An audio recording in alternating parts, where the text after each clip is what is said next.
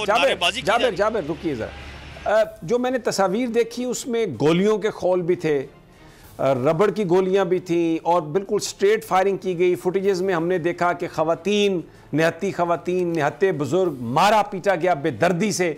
और ये खान साहब की तस्वीर आई पूरे मीडिया में, और सुबह खान साहब आम लोगों में भी आए, घर से बाहर आए, और जो लोग आंसू गैस खा रहे थे उनके साथ खड़े हुए।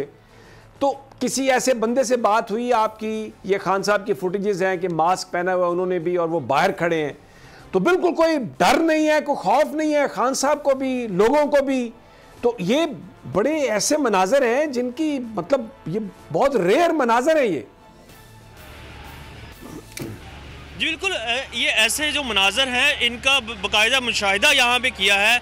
अगर मैं अपनी बात करूँ तो मैं खुद इस बात पे हैरान रहा हूँ। मैंने बहुत सारी और सियासी जो जमातें हैं उनके इकट्ठ जो होते रहे हैं उनको कवर किया है, लेकिन इस तरह का जज्बा या इस तरह के पैशन के साथ लोगों का यहाँ मौजूद रहना कि अगर खान साहब से वो मिल पाते हैं या नहीं मिल पाते, लेकिन वो समझते हैं उनका ये फ़र्ज़ है कि वो यहाँ पर मौजूद रहे। खान साहब कॉल देते हैं तो वो यहाँ पर मौजूद रहेंगे। वो कहते हैं उनको यहाँ पे हिफाजत की जाएगी, हम अपने लीडर को यहाँ पे किसी को ले जाने की इजाज़त नहीं देते, तो वो यहाँ पर मौजूद है।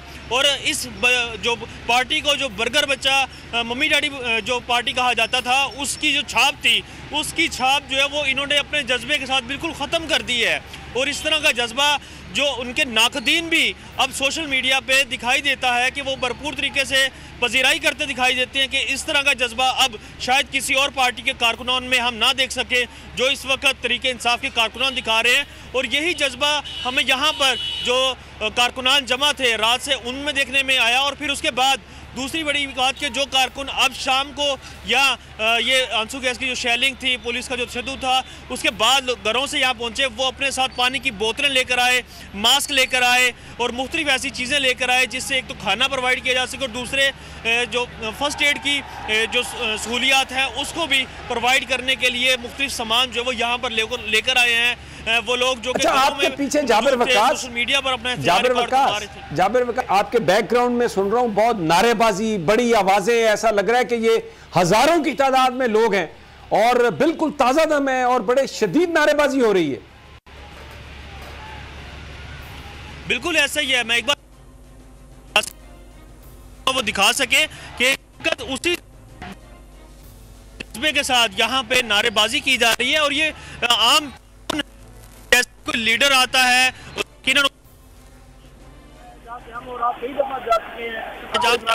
दफा जा चुके हैं अंदर इमरान खान साहब की रिहाइशगाह पर, लेकिन इस वक्त यहाँ पर बड़ी तादाद में नौजवानों की तादाद मौजूद है और वो भरपूर किस्म की नाराबाजी कर रहे हैं और हम लेकर रहेंगे आज़ादी।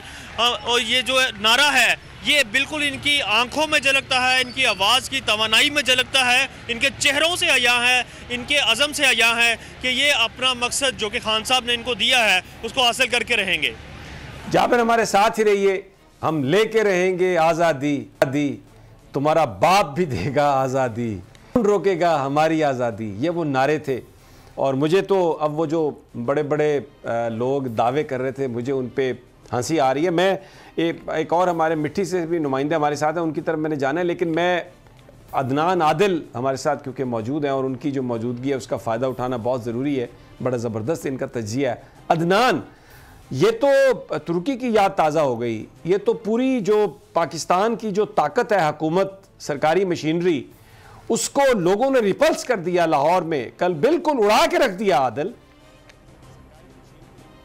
जी, आप ठीक कह रहे हैं, ये बिल्कुल एक नया फिनोमेना है। हमने इससे पहले कभी ऐसा जोशो खरोश कम से कम लाहौर में नहीं देखा। आपको मालूम है कि नवाज़ शरीफ इस ज़माने में खासे पॉपुलर थे और पिछले इलेक्शन में भी ज़्यादातर सीटें जो हैं सेंट्रल पंजाब की वो नून लीग नहीं जीती हैं, लेकिन जब उनका मामला था तो लाहौर में ऐसा जोशो खरोश नहीं था। जब वो आए तो कुछ चंद सौ लोग भी इकट्ठे नहीं हो सके और शहबाज शरीफ उनको लेने एयरपोर्ट भी नहीं जा सके। ये सारे जो मामलात इस दफ़ा हमने देखे हैं, जिस जोशो खरोश से लाहौर के लोगों ने ज़मान पाक का शाम को रुख किया, ये जानते हुए कि ज़िले शाह जो है उसकी वो जाँ बहक हो चुका है इस सारे मामले में और वो काफ़ी उस पर तशद्दुद इल्ज़ाम है कि बहुत तशद्दुद किया गया। तो ये लोगों का नडर होना और इस तरह जमा होना और पुलिस के आंसू गैस का, वाटर कैनन का मुकाबला करना इस बात की दलील है है कि एक नई क्लास पैदा हो चुकी है, एक नया तबका पैदा हो चुका है नौजवानों का, जो एहतजाज में यकीन रखता है, स्ट्रीट प्रोटेस्ट में यकीन रखता है और सियासी जद्दोजहद में यकीन रखता है। यकीनन ये एक नया मोड़ है पाकिस्तान की सियासत में। लेकिन बहरहाल ये देखना, आप ये भी देखें कि पुलिस ने भी एक तरह से आंसू गैस इस्तेमाल की, बहुत एक्सेसिव, कि 2 किलोमीटर तक आंखों में जलन महसूस होती थी। बहुत ज़्यादा आंसू गैस उन्होंने फेंकी, वाटर कैनन का भी इस्तेमाल किया, और आपने जैसे अभी कहा कि शेलिंग, मैं आपको रोकूंगा, वाटर कैनन नहीं, ये एसिड कैनन है। इसके अंदर जो इन्होंने मिला के लोगों पर स्प्रे किया, वो अपने शहरियों पर कोई हुकूमत नहीं करती। तो ये बैरक्स जो है, इन्होंने जो स्प्रे किया उसमें केमिकल मिला हुआ था जिसने लोगों की जिल्द को जलाया। So they were burning their own people. So it was not water cannon. जी, ये बहुत यानी एक संगीन बात है कि आप ऐसा पानी जो, और ये तो अगर किसी कोर्ट में चैलेंज हो जाए तो इसके ऊपर ये तो एक जुर्म है एक तरह से।